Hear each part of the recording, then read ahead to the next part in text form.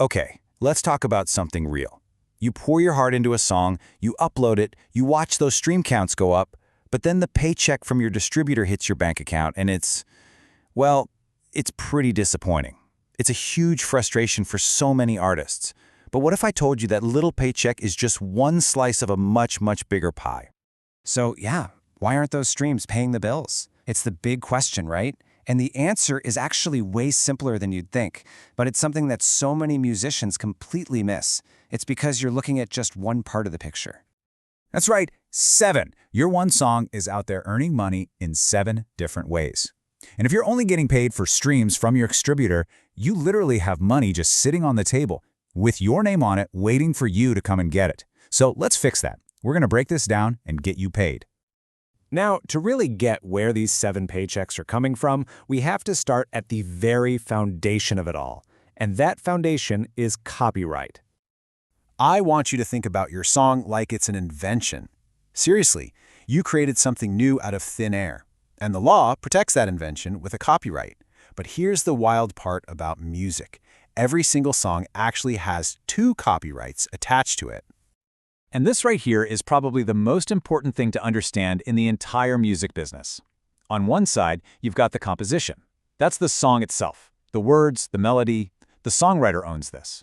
On the other side, you've got the sound recording, what we call the master. That's the actual audio file of a specific performance of that song. The artist or the record label owns this. Each of these 2 copyrights generates its own unique streams of income. So first, let's follow the money that comes from the composition copyright. This is the cash that goes straight to the songwriters. First up, we've got mechanical royalties. Now, this is a big one. A mechanical royalty gets paid out anytime your song is reproduced. And that means every single stream on Spotify, every download from Apple Music, and yeah, even when they press your song onto a vinyl record or a CD. So the big question is, how do you get this money?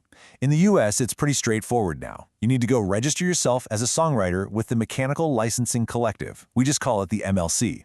They're the ones who collect all that mechanical money from the streaming services and then pay it directly to you, the songwriter. Okay, next on the songwriter side, performance royalties. These get paid whenever your song is performed publicly, and that's a really broad term. It means when it's played on the radio, used in a TV show, played over the speakers in a coffee shop or a bar, even when you or another band performs your song live on stage. All of that generates a performance royalty. To collect these, you've got to be signed up with a performing rights organization, or a PRO. You've heard of them: ASCAP, BMI, CSAC. And I cannot stress this enough, for every single song you write with someone else, you have to fill out a songwriter's split sheet. This little piece of paper is the legal proof of who owns what percentage of that song. Don't skip this. And thinking about splits doesn't have to be complicated. The song is 100%. A really common split is 50% for the person who wrote the music and 50% for the person who wrote the lyrics.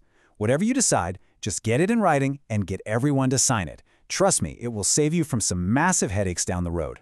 And finally, for songwriters, just one more, and it's one people often forget about: print royalties. It's a smaller piece of the pie for sure, but hey, it's still your money. If anyone ever prints and sells the sheet music for your song, you're owed a royalty for that. All right, let's flip over to the other side now. We're talking about the sound recording, the master. This is the money that pays the performers, the artists, and the record labels. So this is the one everybody knows about: streaming royalties. When someone goes on Spotify or Apple Music, what we call an interactive platform, and they choose to play your track, that generates a royalty for the owner of that master recording. And you collect this money through your digital distributor. The company you use to get your music up on all the platforms in the first place, like DistroKid or CD Baby or TuneCore. They grab the money from Spotify and Apple and pass it on to you, the master owner. Simple enough. But hold on. Here's one that a ton of artists miss: digital performance royalties. These are different. They're for non-interactive streams. Think about something like Pandora Radio or SiriusXM satellite radio. Places where you don't pick the exact song that plays next. That's a different kind of stream, and it generates a different kind of royalty. Now check this out, because the way this royalty gets paid is really unique. It's actually set by law. 50% goes to the master owner. That's you if you're an indie artist. 45% goes directly to the main featured artist on the song. And that last 5%, that's set aside for any non-featured performers like your backup singers or the session drummer you hired. So how do you get this money? There is one and only one place to get it in the US. You and every performer on your track need to register with an organization called Sound Exchange. They are the only ones who collect and pay out this royalty. And remember, this is money for the performers, not the songwriters. Okay, but what happens when your song gets played on the radio in, say, Germany or Japan?